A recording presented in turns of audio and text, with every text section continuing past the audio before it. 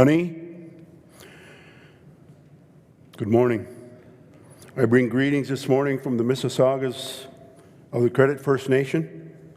I want to say Chimigwich to Pastor Phil of ClearView Church here, my friend Dirk Mott, and Christian Soldier, and the organizers for taking the time to host this series of services on the question of becoming ambassadors of reconciliation. As well, I extend my heartfelt thanks to those who may be attending virtually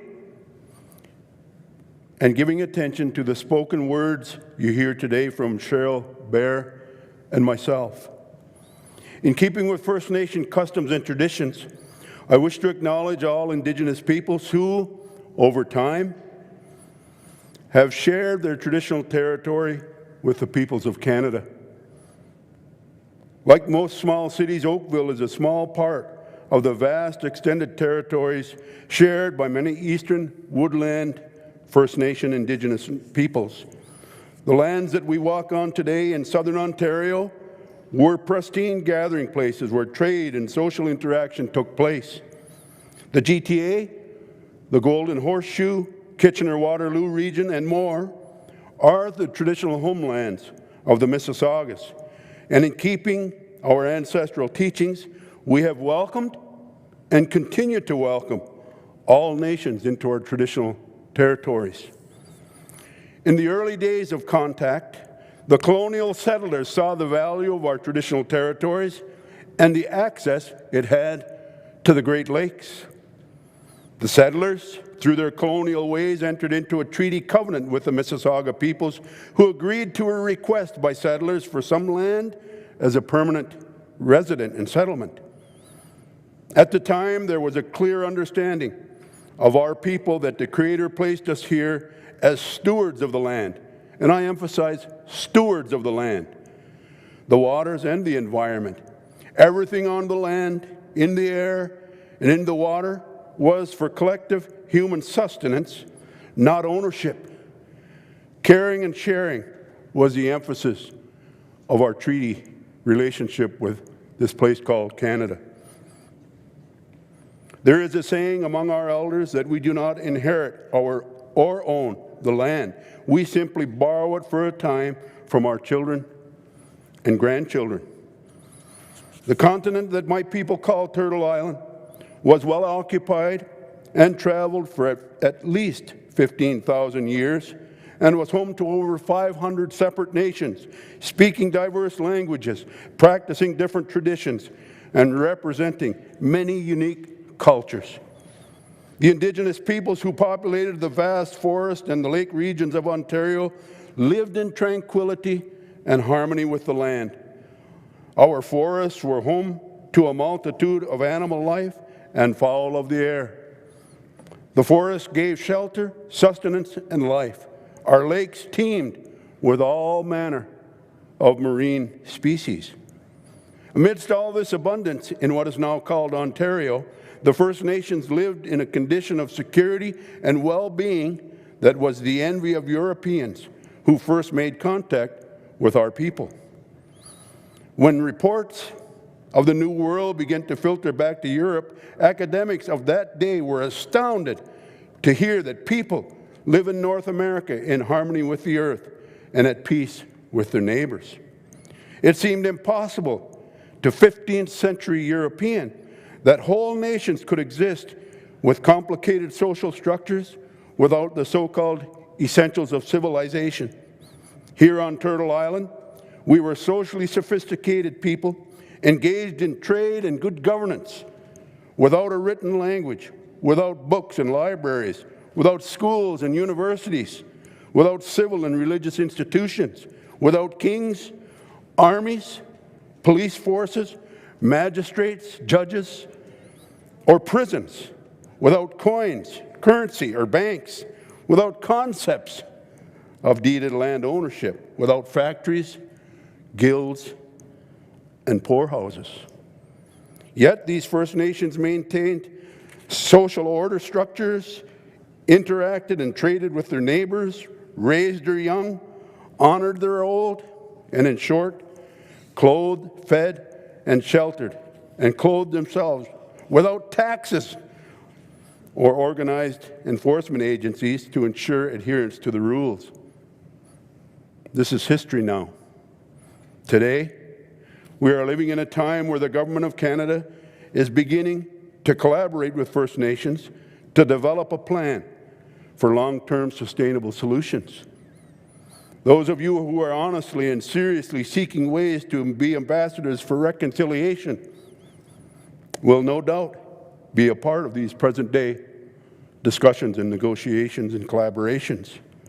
The time is ripe to seek the wisdom of the Indigenous peoples who have maintained an abiding, sustainable relationship with the land, hearkening back to that proverb that we do not inherit or own the land, but rather borrow it from our children and our grandchildren.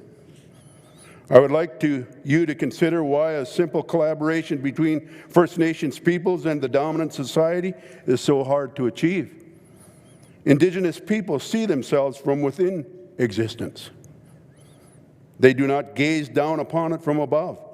This changes radically how things are conceived and therefore how things could be done.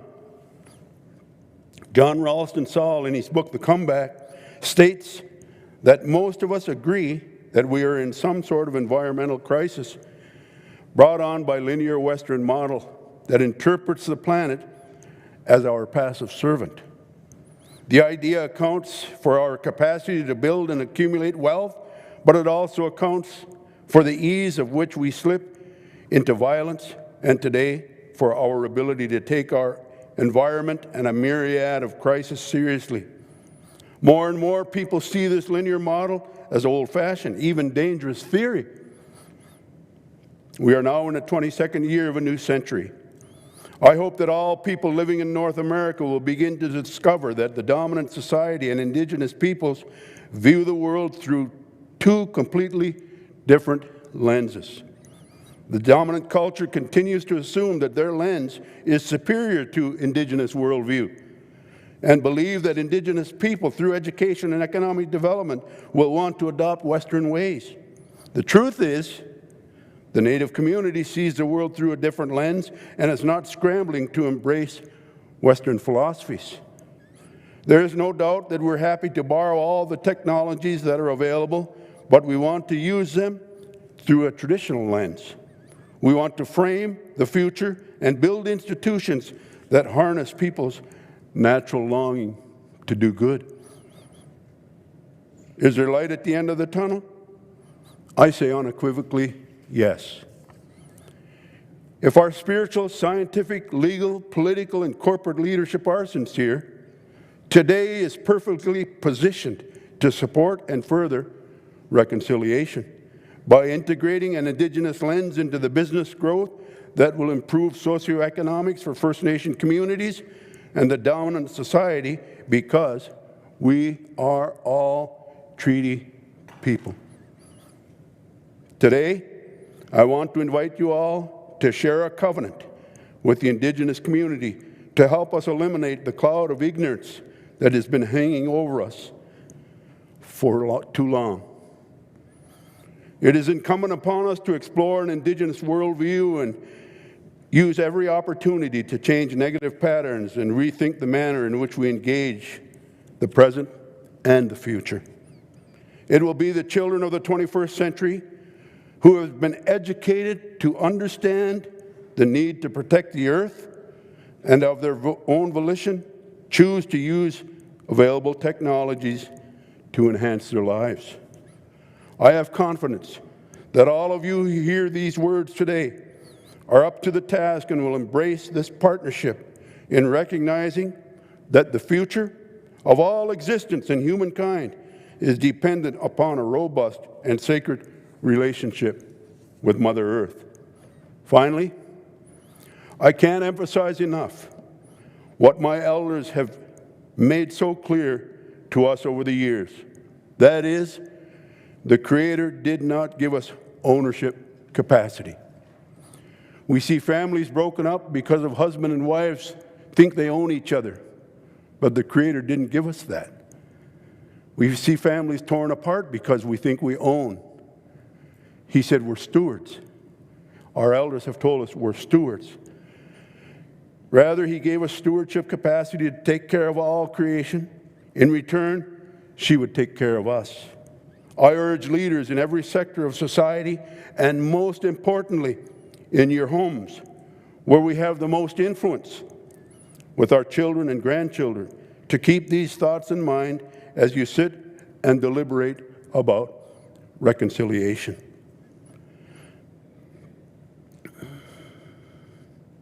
What it means to us to walk together in this great nation called Canada.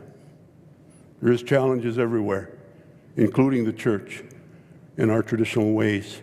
We face it in our own communities, but we still stand strong, believing that the Creator has put us here to be stewards of everything that's within our grasp. Chimiigwech to Pastor Phil and all those organizers, my friend Dirk Mott, thank you for the opportunity to speak today. Chimiigwech.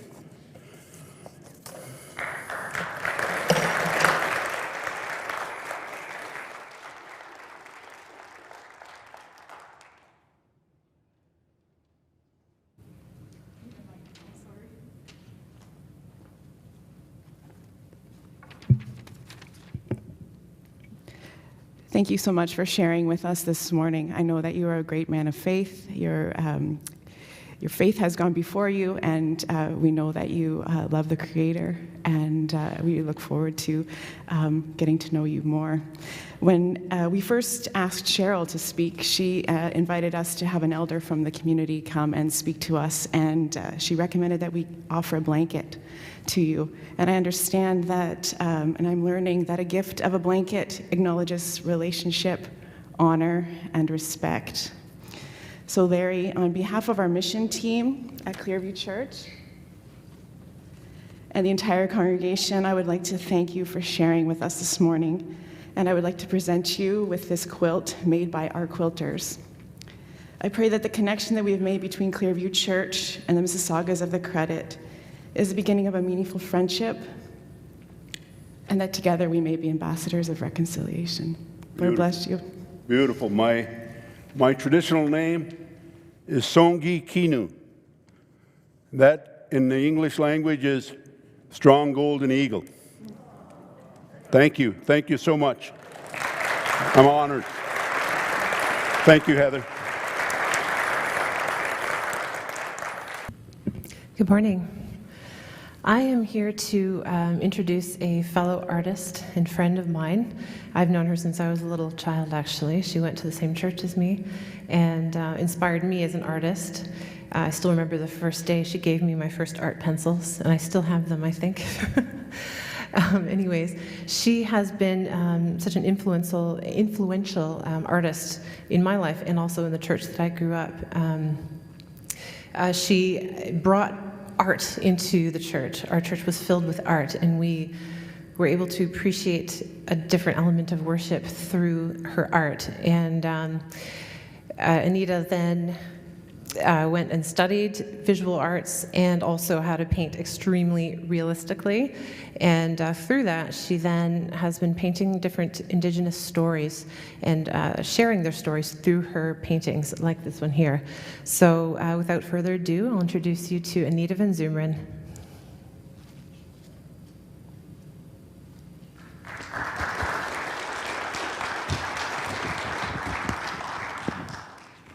Thank you so much. My journey began around 2006 when I stumbled upon an Indigenous monument called Souls. I walked away completely changed and began a journey of undoing. At first, it was about undoing the history that I'd been taught, a history that had been whitewashed of starvation policies, of experimentation on children, sexual abuse, assimilation policies, the banning of cultural practices, imposed systems of governance, the erosion of women's traditional roles, stolen land, murdered and missing Indigenous women and girls. I could go on.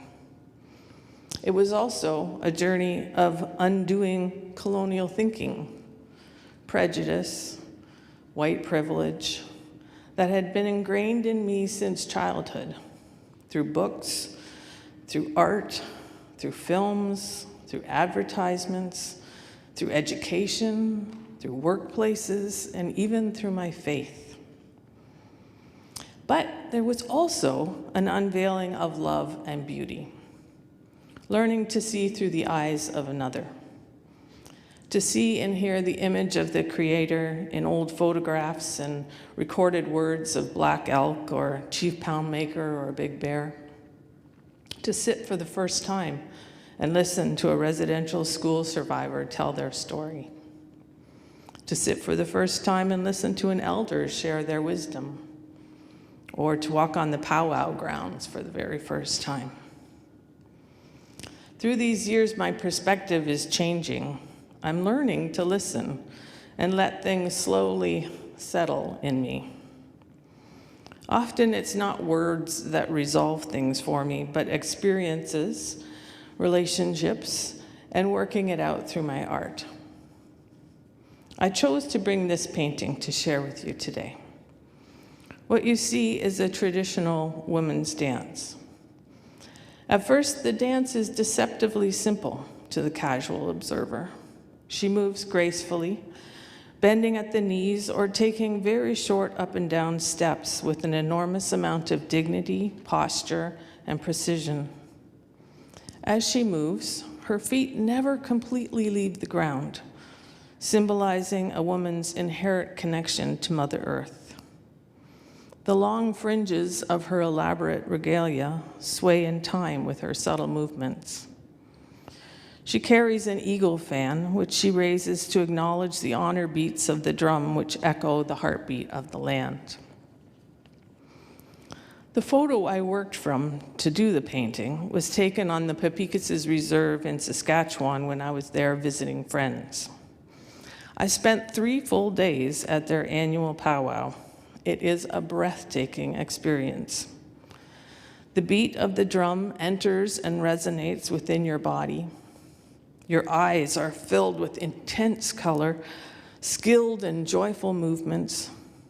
Your ears rejoice to the sound of laughter, children playing, corny jokes from the MC, unfamiliar yet very powerful songs, and hundreds of bells as the dancers move around the grounds. And your mouth, well, it waters for a delicious bannock burger. That's a beef patty with 2 pieces of fry bread. When it was all over, I sat and pondered it all. And it was those beautiful moccasins that never left the ground that niggled at me. I'm a woman. How connected to the earth am I? What do I believe about the earth? Does God love the earth like this? Moments ago, Chief Larry urged us to consider an Indigenous worldview rather than a Western model that interprets the planet as our passive servant.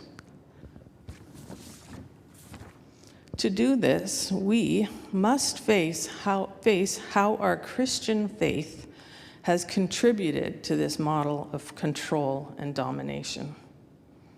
Are we willing to ask questions and seek new interpretations of our creation story, of the conquest of Canaan?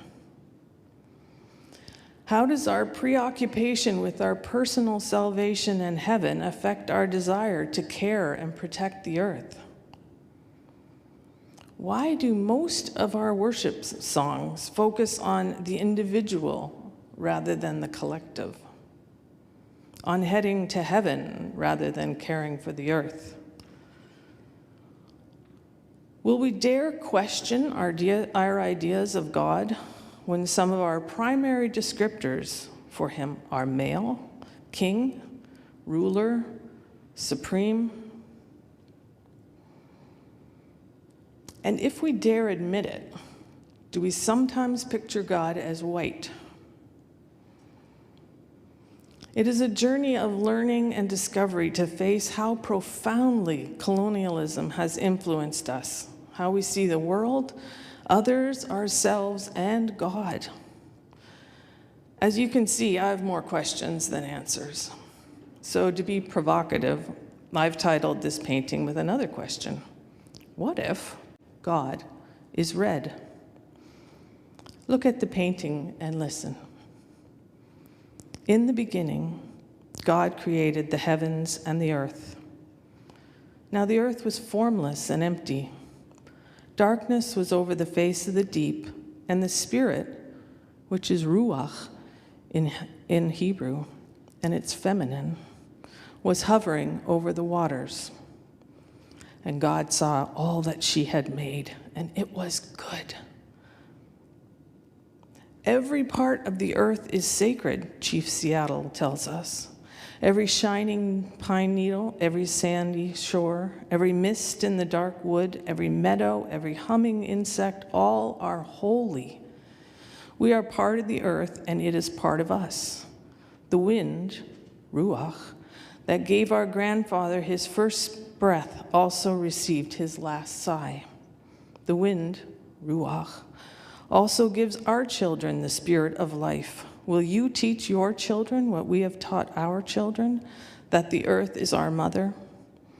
What befalls the earth befalls all the daughters and sons of the earth. Can you hear the groaning of the earth from Romans 8? This we know, he goes on. The earth does not belong to humans, but humans belong to the earth.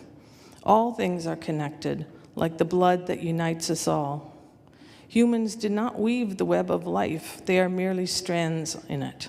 Whatever one does to the web, one does to oneself. One thing we know, our God is also your God. The earth is precious, and to harm the earth is to heap contempt on its creator.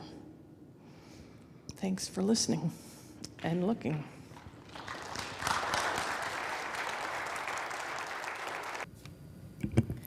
Wow, we've had a full service already with lots of sharing. And one thing that I've been thinking about as I've been sitting, listening, is that there's lots of voices, and I just want to keep encouraging conversation and keep this conversation and talking going. So keep listening. As a mission team, it was important for us to include an Indigenous voice when we were looking at ambassadors of reconciliation. And as Phil and I were discussing who to invite, he had mentioned Cheryl Bear. And as I looked at her website and as I started to talk to her through Facebook, I realized that she was absolutely the best voice that we could have for this morning. Cheryl is a singer, songwriter, professor, and director of community ministry at United Church in Vancouver. Her mission is to help non-Indigenous audience understand some of the beauty and complexity of Native history and culture. We have invited her here today to share with us about reconciliation from an Indigenous perspective. We've also asked her to share some of her musical gifts, so may you be blessed.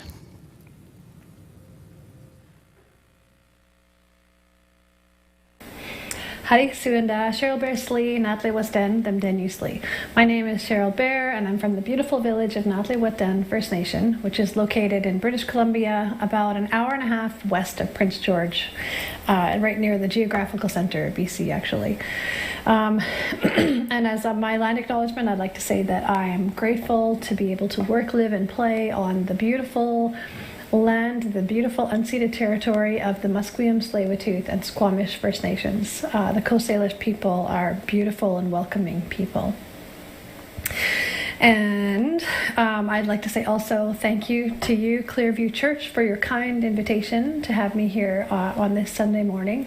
And thank you to everyone who helped, Heather and Colleen, to make this happen. And thank you for your patience with me, as this week has just proven to be one thing after another. It's just been, COVID with one family member, as I said on the email, and then 2 other family members after that. So it's been daunting, I think. And I think all of us are going through that. COVID is just this, like, what is even going on, right? I mean, half the time I'm, just sort of like praying, oh God, just please take this all away. Oh, we're so done with it. But I'm grateful to be able to gather with you today via video and talk to you a little bit about reconciliation from an Indigenous perspective and as an Indigenous mother and grandmother. But I'm going to start off by singing a prayer song. And this prayer song has no translatable words. And I asked one time an elder, what does the chant mean or represent? And this elder said to me that the chant represents the deepest cry of our heart. And I loved that. And I was also told that when you're at a powwow and you hear the different drum teams, they have a protocol before they approach the drum. They have to pray, and they have to do ceremony in order to be at the drum. And so it sounds like a lot like what we do with our worship leaders in churches. You pray and you kind of ask God to flow through you. And if there's anything going on, anger or sadness or whatever, you ask God to sort of take that away and allow that the Spirit would come through rather than your own feelings or emotions. And so that's the protocol as well for the powwow and for the drum teams. So it's a beautiful thing. So, and this prayer song is, I think, what I want to put on these words today is just for all of us in Canada that are dealing with so much COVID and in these daunting days.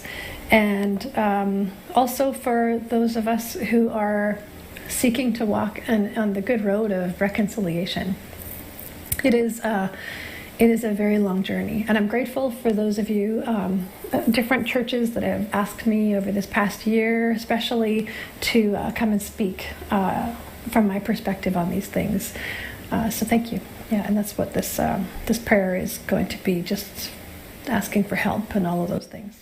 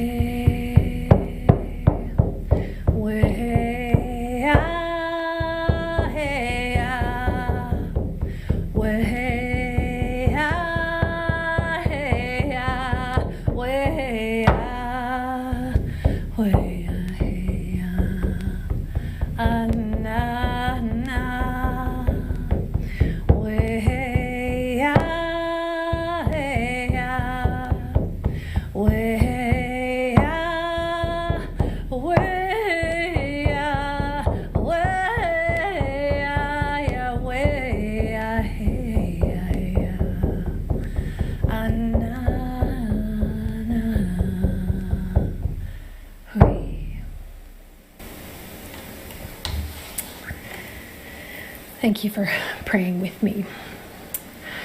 So, an Indigenous view of reconciliation. Well, I started off with the land acknowledgement, and I have really appreciated the churches and the different community groups or institutions that have embraced the land acknowledgement as something to do, as something that's important, because it certainly is important to me. It certainly is not sort of the beginning and the end of reconciliation, though. Some places you kind of get the idea that this is, and I know not you guys, because you have asked you've asked me to be here for further explanation, but there are places that you just kind of get the feeling like they're like, whew, we did that, now we can get on with the real business of life. And, we did our little duty for Indigenous folks, but here's the real stuff. And so that, and I come across that probably more than you guys would, because this is sort of what I do. Travel and speak to churches or schools or any place that'll invite me to talk about Indigenous issues. So the land acknowledgement is, to me, it is very, very important. And it's important because when I was in grade 6, I was, and I'm born in 1968, so that's quite a while ago for those of you who are young people in the church. I'm very, very old. And and happily so. I love being a grandmother. I love being older, and hello to my cat as well. But I'm turning 54 this year, and I'm grateful for that. But when I was younger, when I was in grade 6, it was things were very different, of course, in the 70s. And so my teacher at the time said to me, well, the cat's interested in my drum. The teacher said to me, said to our class, today this term we're gonna learn about Indigenous people in Canada. And sorry, I'm messing this up because of my kitty cat. Hey, Cody. Okay, I'm gonna put that over there so then you can go over there if you want to. So the teacher did not say Indigenous. The teacher said, today we're going to learn about Indians in Canada. And that was okay back in those days to use that term. And it still has, the term Indian still has title and rights connected to it. We're still part of the Indian Act, and we're still connected. We're not like the old Indians of the Old West are not like so different from us. That was like my grandpa was born right at the turn of the century. So anyway. So Indians in Canada. And so I was in this classroom, grade 6, with another Indigenous person, and we kind of looked at each other. We're little kids, right? And I'm a little girl, like who doesn't like some attention once in a while? So, we kind of looked at each other like, hey, that's us. And we were like excited. But within seconds, the teacher says, Indians in Canada, we're going to be studying the Hurons in Eastern Canada. And then so, we're kind of like, what? Who? Like, I'm grade 6. What do I know? But immediately, teacher seconds, Indians, Hurons, Eastern, but we're pretty sure they're extinct. And that was it. And so I was sitting there, and I kind of went in seconds from like, oh wow, oh what, oh no, and but that was like.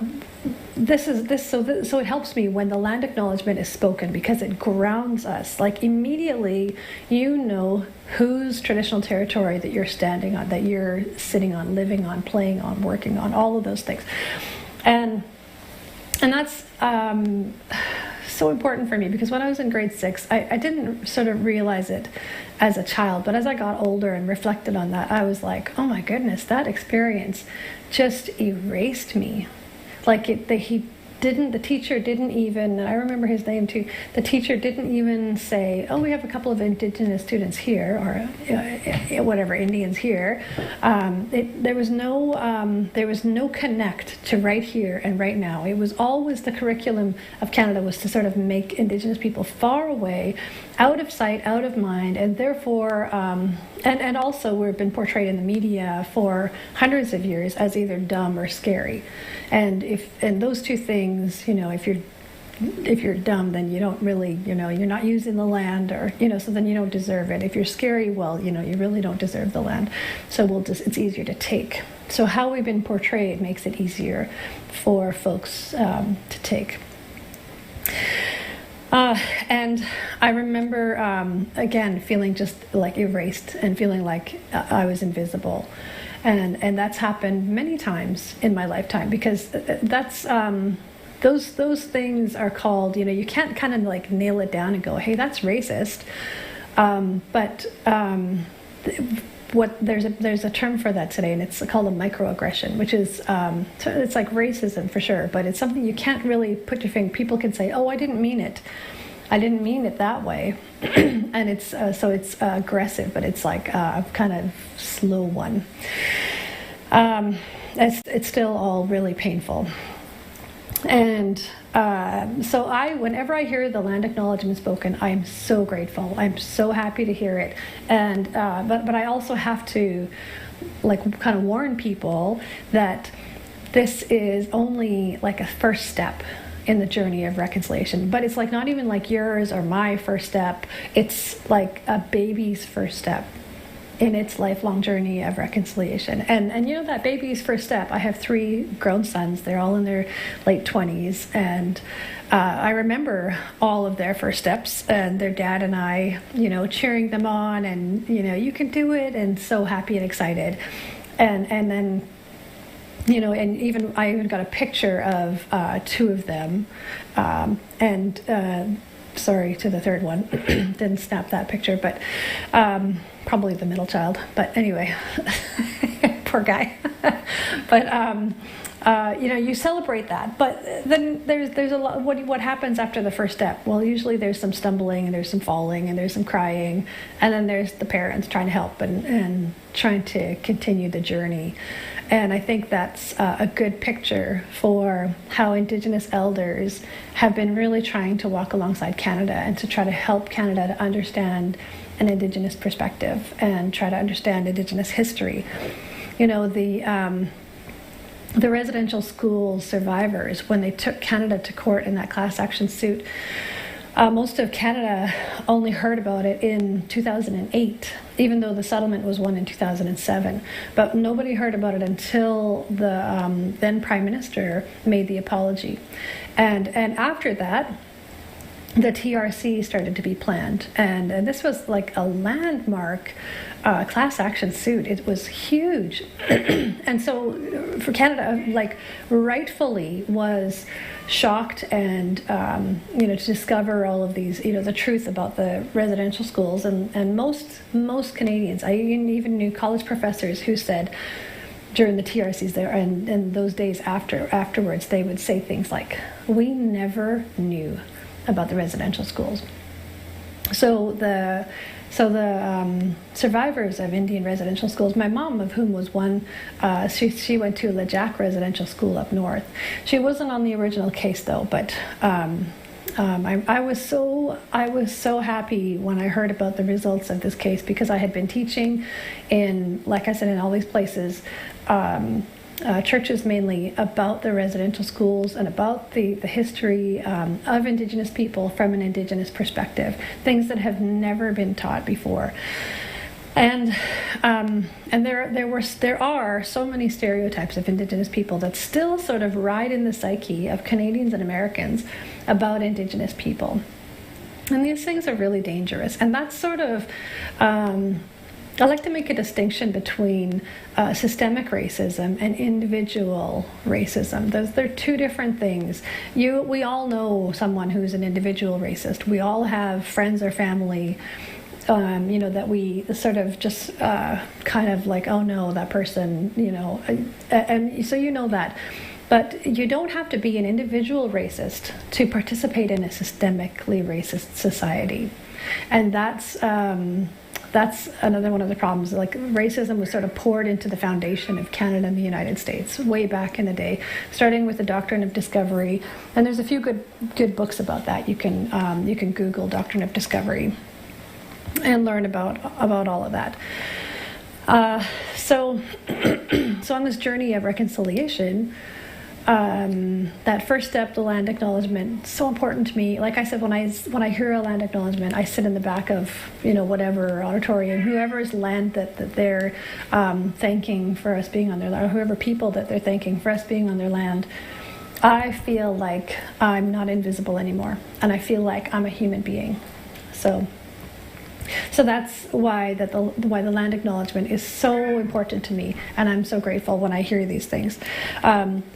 And so the next steps, there are recommendations that came out of the TRC, and they're really important. There's quite a few of them, so you can Google that and have a read. There's 4 specifically that have to do with the church.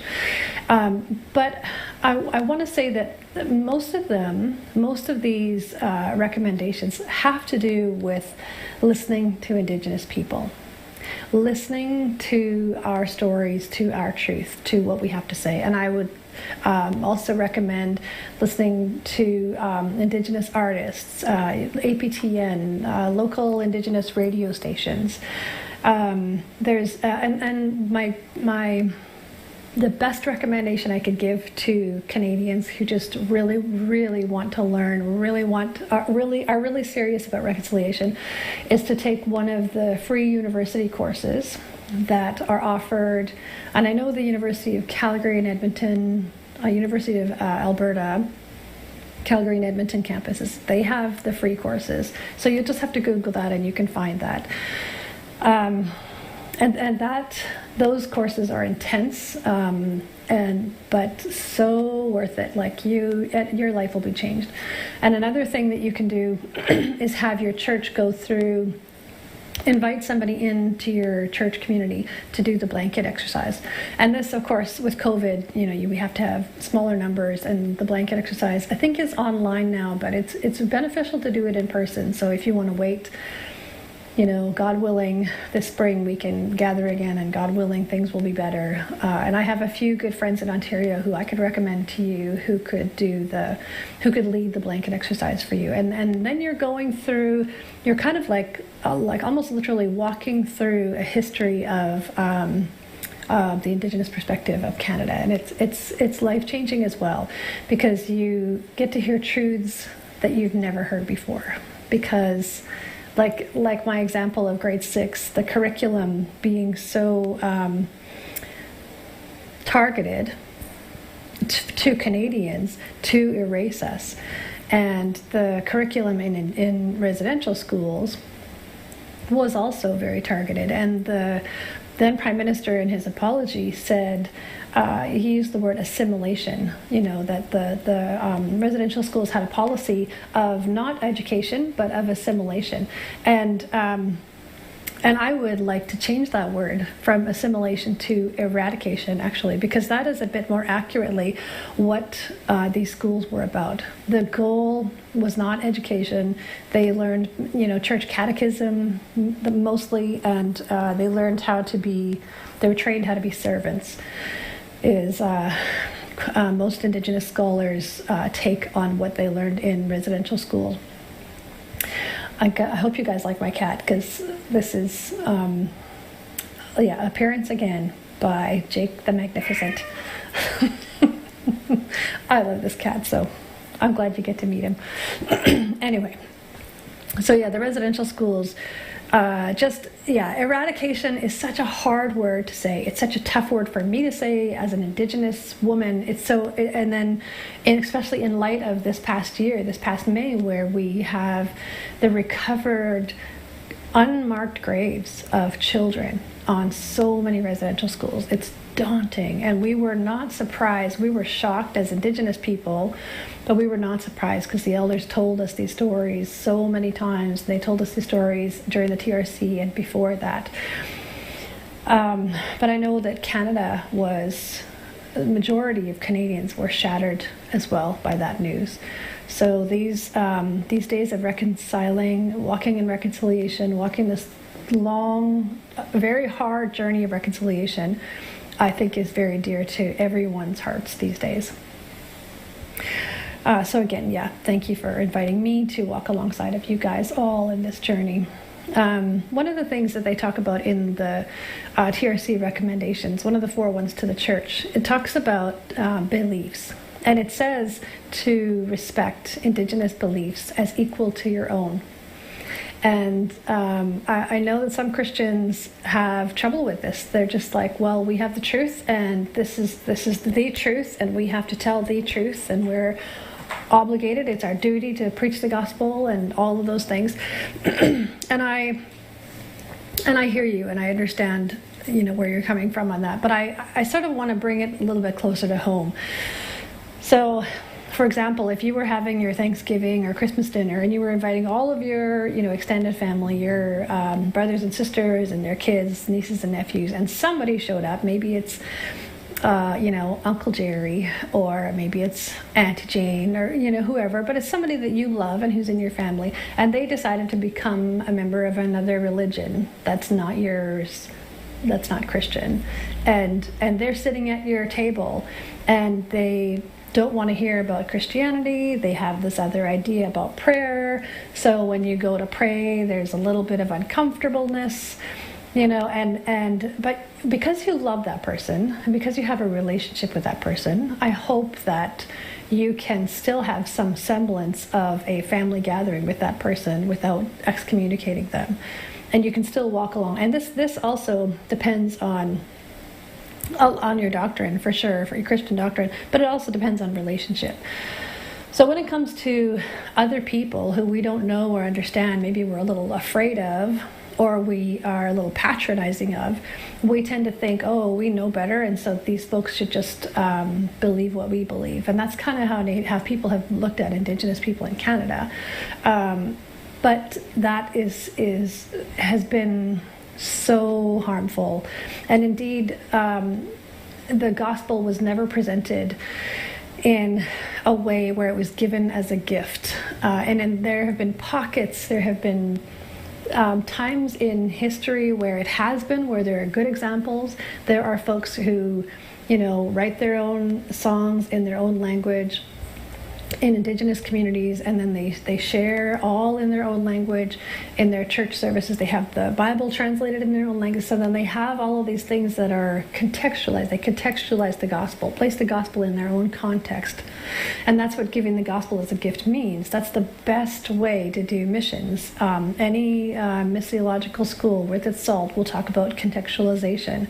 Don't go to another country and just expect to speak English and have everybody become like you. You go there with humility and you learn something from them, and you try to find where God has been there already. We don't show up with all this pride and stuff. We be a little bit humble and see where Creator has been revealed within the culture and the people and the stories of the people. And as I have gone through my life, my view of God has really changed. When I first became a Christian at age 8 at a summer camp, it was because I was so afraid of going to that place they kept yelling about. I didn't want to go to hell, so I was like, what do I have to do? Like, anything, tell me. And so I didn't accept Jesus because, good shepherd or such a good guy or whatever, loving God, none of those things. It was just like, whatever I have to do to stay out of hell. And so my view of God was more like the Eye of Sauron from Lord of the Rings. And it was awful. I had an awful rest of the summer as a child in that setting because of being so afraid of God. And later on in my school, I was an avid reader. I could read a couple of novels a night, and the librarian, Mrs. McEwen, could hardly keep up with me. And I remember once she was like, "What about this book?" And she gave it to me, and it was. I looked at it, and it was The Lion, the Witch, and the Wardrobe. And I was like, stuck it under my arm, and went home and read that book. And then halfway, or a little ways in, I'm sort of like, wait, I know this story. And then I find myself crying at the stone table with Susan and Lucy, and I find myself just totally immersed in this story. And I see Jesus in this whole new way, as represented beautifully by C.S. Lewis as Aslan the lion. Now, what I say about that story, and a lot of Christians have that same story about C.S. Lewis and Aslan, and that it's a beautiful thing. And I always say that C.S. Lewis perfectly contextualized the gospel for children. And so reading that, I can read those books today, and I read through them about a year ago. I had given I was up north living in Notley, maybe it was a couple of years ago, and I had given all of the books to my niece, Cheyenne, and she was a teenager. When she was a little girl, she's still an avid reader.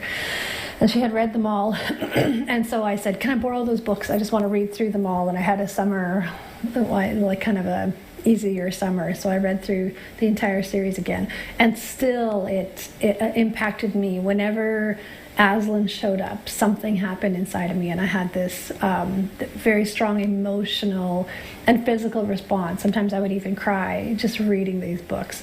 So my view of God changed, and I always say, if I didn't meet Aslan, in those books, I don't know if I would still be a Christian, because you can't stay in a relationship with someone who's always angry at you.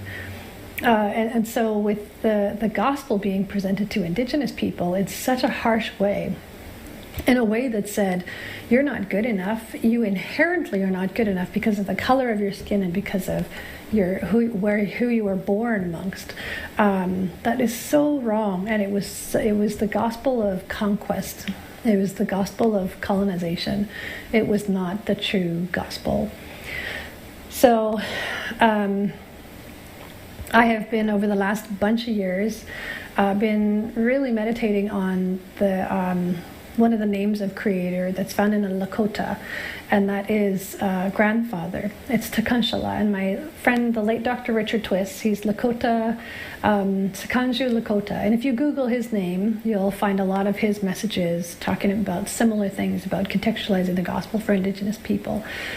And he talked about whenever he would pray Tekanshala, and it meant grandfather. And I always, I just sort of, over the years, as I have meditated on that name for God, I've just found God is ancient, this ancient one who is, and I remember my grandpa. I was very, very respectful of my grandpa and a little afraid of him. But at the same time, I saw him laugh and I saw him play and I saw him run, races with my brother and me and I just saw this every side of him, because grandparents aren't like parents. They're not maybe so busy, or they have this longer perspective or whatever. This old love.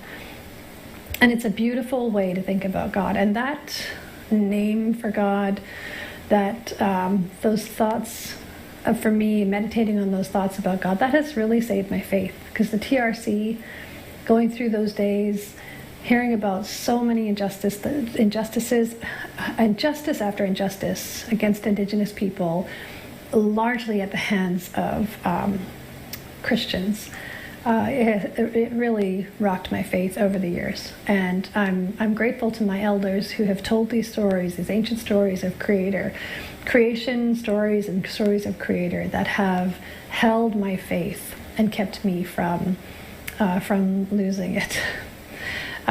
So I gave you a little bit of my thoughts on reconciliation, of listening, of the land acknowledgement, and a little bit of theology, and giving you something to think about as far as an Indigenous view of God. And I've gone over time, and I'm sorry about that. But thank you so much again for welcoming me into your space and for welcoming an Indigenous story and perspective. May Creator be with you.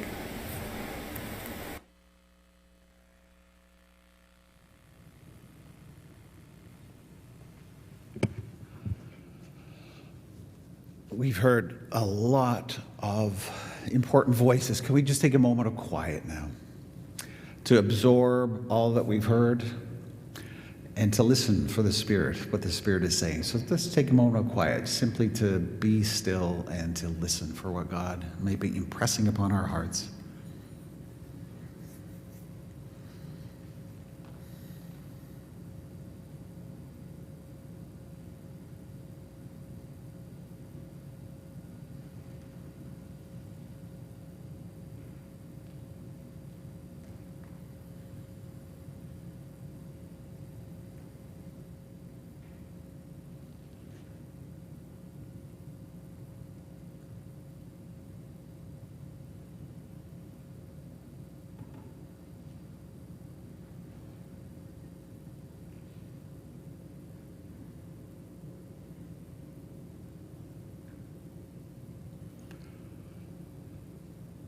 Loving Creator God, we today are grateful for the call to the work of reconciliation, for the invitation to listen to truth, to hard truth, but redemptive truth. We thank you, God, for this invitation into the work of reconciliation. It is healing, God, not only for our First Nations, but for us, for Christians who have been complicit in so much of the harm inflicted upon our First Nations. So our prayer is, God, that you would move us to take not just baby steps, but to stride farther on and deeper into this call and work of reconciliation here in Canada. In the name of our reconciling Lord and Savior Jesus, we pray. Amen.